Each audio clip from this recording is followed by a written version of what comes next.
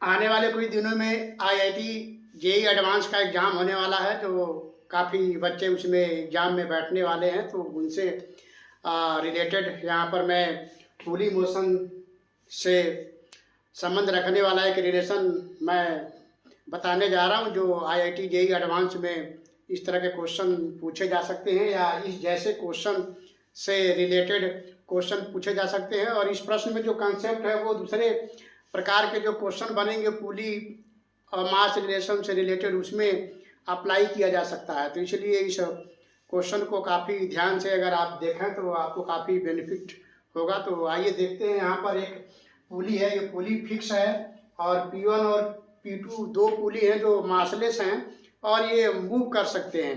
ऐसे में इस तरह से स्ट्रिंग के साथ, ऐसे एक ही स्ट्रिंग के साथ आप देख पा रहे हैं कि M1 और M2 को अटैच किया गया है।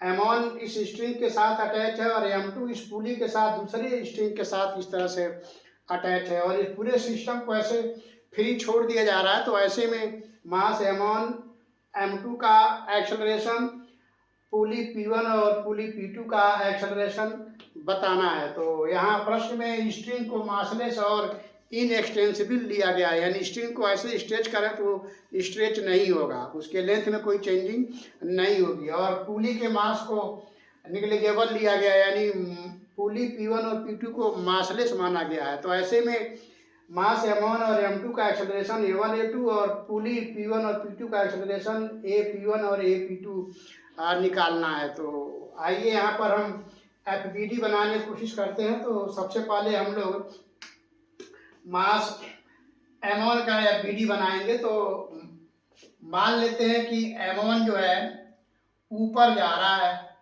एक्सेलरेशन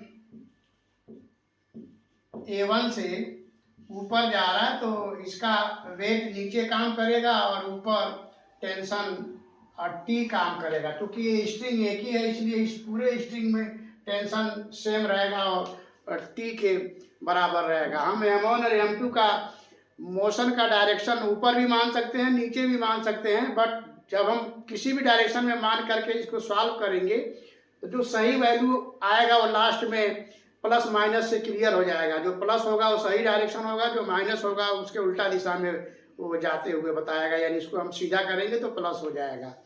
तो इस तरह से मान ले रहे हैं कि M1 ऊपर जा रहा है, तो A1 एक्सेलरेशन से ऊपर जा रहा है और M2 को हम नीचे आते हुए मान रहे हैं।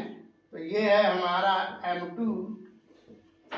M2 का वेट नीचे काम करेगा और M2 पर एक टेंशन ऊपर की तरफ लग रहा है T2 और ये एक्सेलरेशन A2 से नीचे आ रहा है।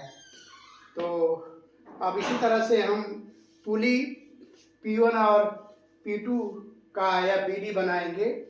तो हम मान ले रहे हैं पुली P1 जो है नीचे आ रहा है AP1 एक्सेलरेशन से, तो इस पर नीचे टेंशन T काम करेगा और ऊपर एक टेंशन काम करेगा T। और इसी तरह से हम P2 का FBD बनाएंगे। तो P2 का हो जाएगा, ये है हमारा P2 पुली। P2 पुली पर नीचे की तरफ टेंशन लग रहा है T2 और ऊपर की तरफ टेंशन लग रहे हैं T और T ऊपर की तरफ टेंशन लग रहे हैं। ऐसे में इसका एक्सेलरेशन AP2 ये भी नीचे की तरफ मान लिया। तो ये सब पुली दोनों नीचे की तरफ आ रहा है और M2 नीचे की तरफ आ रहा है और M1 ऊपर की तरफ जा रहा है, ऐसा हमने एजम्पशन मान रखा है। तो अब हम FBD के द्वारा इक्वेशन बनाएंगे। तो M1 का इक्वेशन बनाएंगे, क्योंकि ऊपर जा रहा है इसलिए यहाँ पे देखिए ये ऊपर जाते हुए दिखाया गया है, ऊपर जाते हुए ऐसे दिखाया गया है और ये पुली P1 नीचे आता हुआ और पुली P2 भी नीचे आता हुआ दिखाया गया है।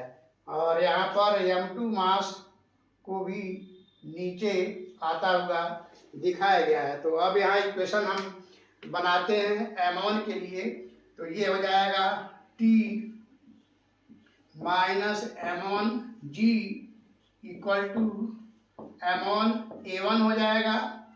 और M2 के लिए जब हम बनाएंगे तो ये हो जाएगा M2G minus T2 equal to M2 A2।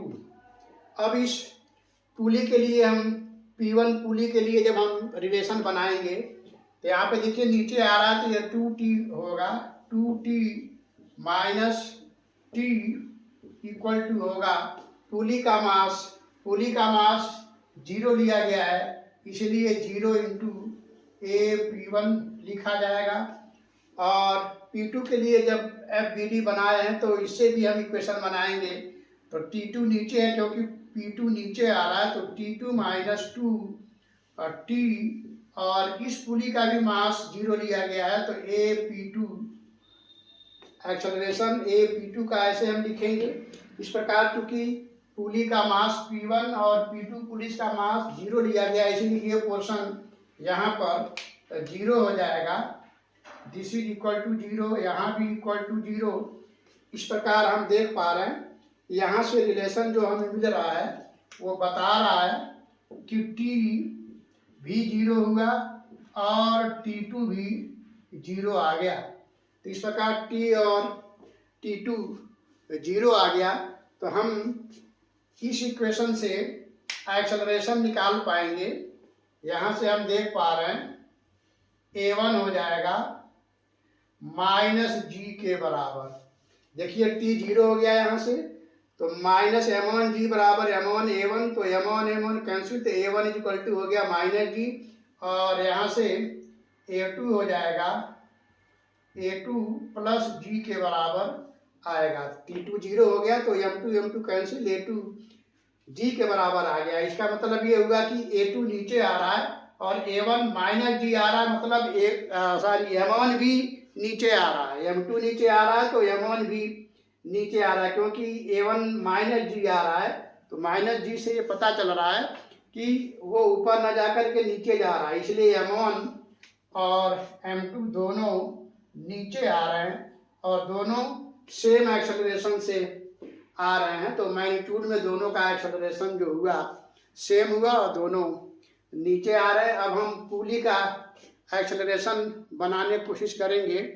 तो पुली का एक्सेलरेशन बनाने के लिए हम लोग स्ट्रिंग में एक्सटेंशन रूल का इस्तेमाल करेंगे। तो किसी भी स्ट्रिंग में, ये मान लीजिए स्ट्रिंग है, इस स्ट्रिंग में अगर ये नीचे आ रहा है तो यहाँ डेल्टा x का प्लस इलांगेशन करेगा, और ये भी अगर इधर नीचे आ रहा है तो माइनस डेल्टा x का कंट्रैक्शन करेगा।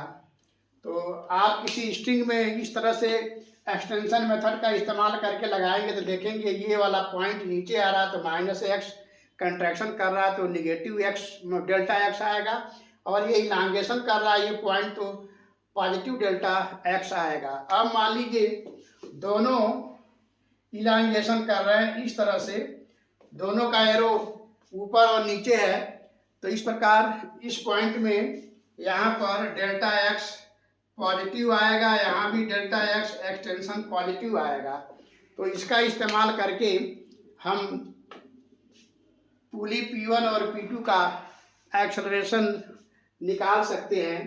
तो आइए देखते हैं इस स्ट्रिंग में, इसमें M1 नीचे जा रहा है इसलिए डेल्टा x1 पॉजिटिव होगा, क्योंकि यहाँ पर एक्सटेंशन करेगा, इस तरह से देखिए एक्सटेंशन करेगा स्ट्रिंग में, और पुली नीचे आ रहा है इसलिए ये कंट्रैक्शन करेगा, तो ये हो जाएगा माइनस डेल्टा x P1। और इसी तरह से इस स्ट्रिंग में पुली नीचे आ रहा तो इसलिए इस पॉइंट पर एक्सटेंशन जो होगा पॉजिटिव होगा, तो इसलिए यहाँ पर x P1 पॉजिटिव एक्सटेंशन होगा डेल्टा के साथ। और फिर अब आप आ जाइए इस पोर्शन में पुली नीचे आ रहा है तो ये हो जाएगा माइनस x P1, और यहाँ पर P2 एक्सटेंशन कर रहा है, नीचे जा रहा है, ये कंट्रैक्शन कर रहा है ये पॉइंट, और ये एक्सटेंशन कर रहा है तो इस तरह से यहाँ पर ये हो जाएगा प्लस डेल्टा एक्स P2, और इस तरह से इस एंड पर पुली नीचे आ रहा है इसलिए यहाँ भी एक्स P2 एक्सटेंशन होगा।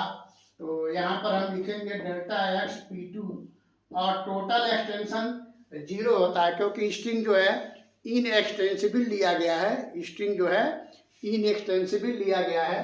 तो इस तरह से ये टोटल एक्सटेंशन जो होगा वो 0 आएगा। तो यहाँ पर हम इसको फिर से लिख दे रहे हैं, यहाँ पे जगह नहीं है वो दिख नहीं रहा है। तो delta x1 minus delta x P1 plus delta x P1 और plus minus x P1 plus delta x P2 और प्लस डेल्टा एक्स P2 और टोटल एक्सटेंशन इक्वल टू 0। तो इस तरह से ये टोटल एक्सटेंशन इक्वल टू 0 हो जाएगा। तो यहाँ से हम इसको थोड़ा सा और, अभी साफ नहीं दिख रहा है तो इस तरह से ये आपको दिखा। तो इस तरह से यहाँ से हम रिलेशन बनाएंगे तो ये माइनस है और ये प्लस है, कैंसिल हो जाएगा। इस प्रकार हमें delta x1 minus delta x P1 और ये 2 टाइम है, ये और ये 2 टाइम है, तो ये मिल गया plus delta x P2 equal to 0। तो यहाँ से हमें मिलेगा delta x P1 equal to delta x1 plus delta x P2। इसको 2 टाइम डिफरेंशिएट करेंगे। इस रिलेशन को अगर हम 2 टाइम डिफरेंशिएट करें तो हमें रिलेशन मिलेगा x P1 acceleration P1 is equal to acceleration A1 plus 2 time acceleration P2। ये हमें रिलेशन मिलेगा। लेकिन हम यहाँ देख पा रहे हैं कि M2 और P2 दोनों एक ही स्ट्रिंग से जुड़े हुए हैं और M2 G एक्सेलरेशन से नीचे यानी A2 G के बराबर है, तो M2 G एक्सेलरेशन से नीचे आ रहा है तो पुली P2 भी सेम एक्सेलरेशन से नीचे आएगा।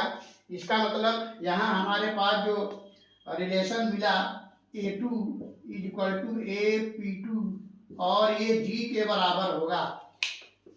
M2 और P2 दोनों सेम स्ट्रिंग से जुड़े हुए हैं और इनएक्सटेंसिबल स्ट्रिंग है, इसलिए M2 एक्सेलरेशन A से A2 एक्सेलरेशन से मतलब G एक्सेलरेशन से नीचे आ रहा है तो पुली भी G एक्सेलरेशन से नीचे आएगा, यानी P2 भी G के बराबर हुआ।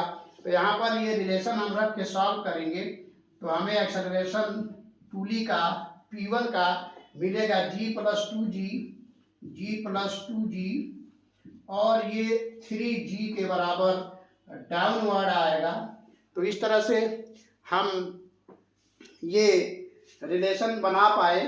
तो यहाँ पर हम देख पा रहे हैं कि A1 जो होगा G के बराबर आया नीचे की तरफ, A2 भी G के बराबर आया नीचे की तरफ, और P2 पुली जो है ये भी G के बराबर एक्सेलरेशन से नीचे की तरफ आ रहा है, लेकिन P1 पुली जो है 3G एक्सेलरेशन से नीचे की तरफ आ रहा है।